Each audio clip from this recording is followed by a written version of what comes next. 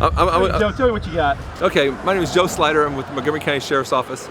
On February 18th, 2015, earlier today, Montgomery County Auto Theft executed a search warrant and arrest warrant at Complete Auto Repair here in Porter, New Caney area. The Sheriff's Office received a complaint from a citizen who took the vehicle to the shop approximately 2 years ago for restoration. Last year, the complainant was asked for additional funds after giving the initial payment. The additional funds were requested for the interior of the vehicle. After discovering that the upholstery work had not been done, the complainant then contacted the suspect and was given numerous reasons why the work had not been completed in 2 years.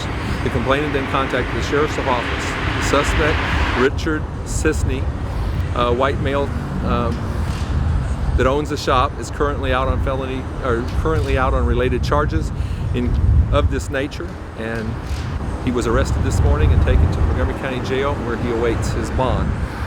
At this point, we're going to have to defer all other comments to the District Attorney's Office and go from there. Okay, go ahead. All right. First of all, name and position. Rob Freyer, Assistant DA, Montgomery County, Texas, F-R-E-Y-E-R. Tell me about Mr. Sisney's situation this morning. Mr. Sisney, back in August of last year, was arrested on an aggregate theft case. I think it was August of 2013 that he was arrested on an aggregate theft case, where he was holding himself out as a proprietor of a business called Sisney Auto Service, where he would display cars and offer to repair and restore and fix cars that belong to people in the Porter area and all over the place.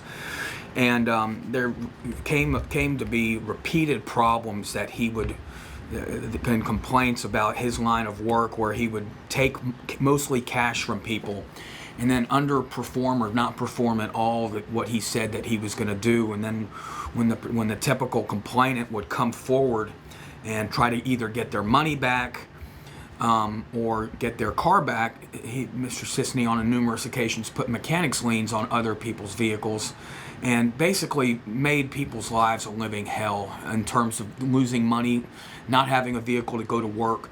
And we had a theft over $200,000 in aggregate theft dating all the way back to the late 1980s with this individual.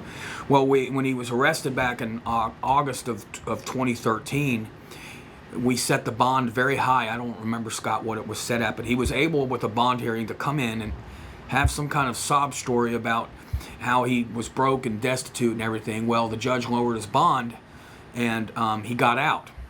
And you know, his case has been pending and is currently set for trial on May the 6th.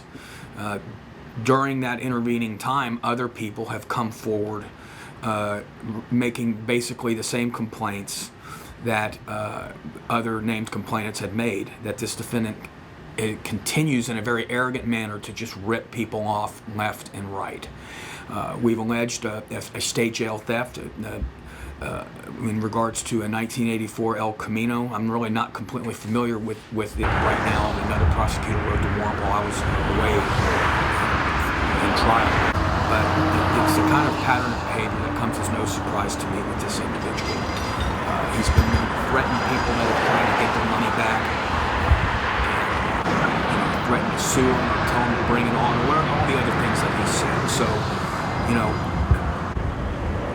I would encourage, when he got out on bond, I think he changed the name of his business on the 494 route to Complete Auto Service or Complete Auto Care or something like that. But basically doing the same thing.